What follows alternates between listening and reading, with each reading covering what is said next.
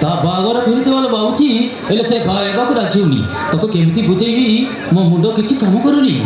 ଚୁପ୍ ହେଇ ବସି ରହିଲେ କ'ଣ ହବ? ଆଜିକାଲି ଦୁନିଆଟା ଭଲ ନାହିଁ। ତାଙ୍କୁ ବୁଝେଇଛି ଦେଇ କୋଉଠି ଗୋଟେ ଭଲ ପୁଅଟେ ଦେଖି ବାହାଘର କରିଦେବା, ବୁଝିଲ? ଆଉ ନୁହେଁ, କୋଉଠି ଯୋଗାଡ଼ କରିବାକୁ ପଡ଼ିବ।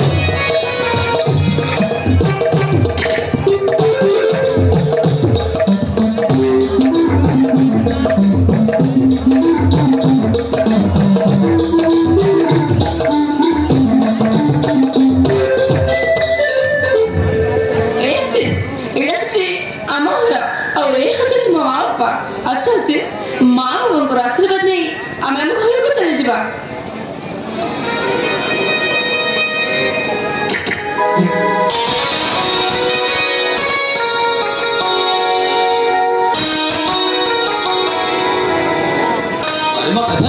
ତୁ ଏମିତି ବୋଲ ବସରେ ଏ ପିଲାଟା କିଏ? ତା ପରିଚୟ କ'ଣ?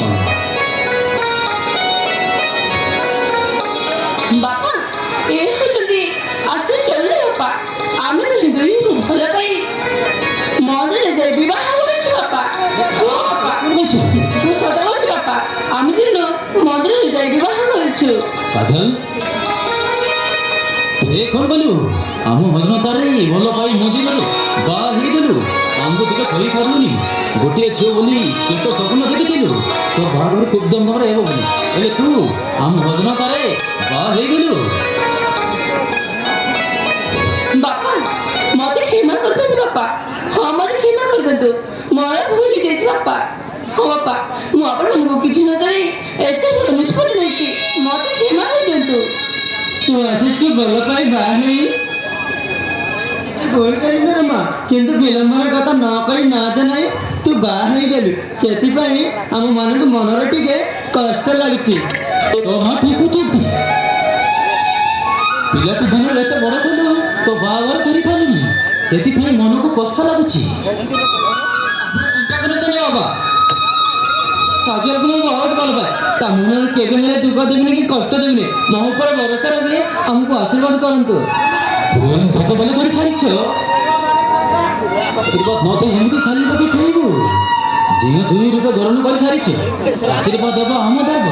ଆରେ ବାବୁ ଆଶିଷ, ଆମ ବୋଲୁ ଝିଅକୁ କେବେ ଆଖିରେ ଲୁହ ଦେଇନୁ, ତୁ ବି ମନକୁ କଷ୍ଟ ଦେବୁନି। ବାପା, ଆପଣ ଚିନ୍ତା କରନ୍ତୁନି ବାପା। କାଜଲର ଆଖିରେ କେବେ ଲୁହଟା ବି ଜରିବାକୁ ଦେବିନି। କାଜଲକୁ ମୁଁ ସାରା ଜୀବନର ରାଣୀ କରି ରଖିବି। ମୋ ଉପରେ ଭରସା ରଖନ୍ତୁ ବାପା। ବାପା, ବର୍ତ୍ତମାନ ଆମମାନଙ୍କୁ ଆଶୀର୍ବାଦ ବିଦାୟ ଦିଅନ୍ତୁ ବାପା। ଆସ୍ତେ ଆସ୍ତେ ବାବାଙ୍କ ମୁଣ୍ଡେ ମରେ ବାବାଙ୍କର ଆଶୀର୍ବାଦ ନେଇ ଆମେ ଆମ ଘରକୁ ଚାଲିଯିବା।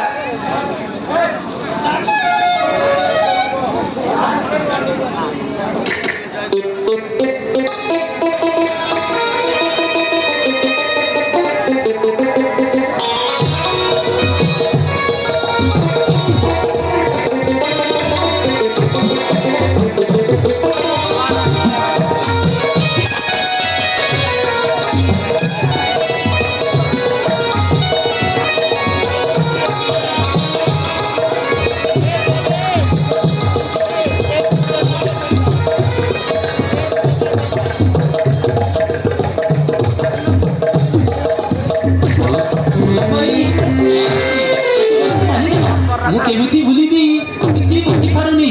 ତୁମେ ଭାବିଲେ କ'ଣ ହବ? ଏଇଆ ତ ବିଧିର ବିଧାନ। କାଜଲକୁ ମନେ ପକାଇଲେ ସେ କ'ଣ ଫେରି ଆସିବ? ତୁମେ କାଜଲକୁ ମନରେ ଭୁଲି ଯାଅ।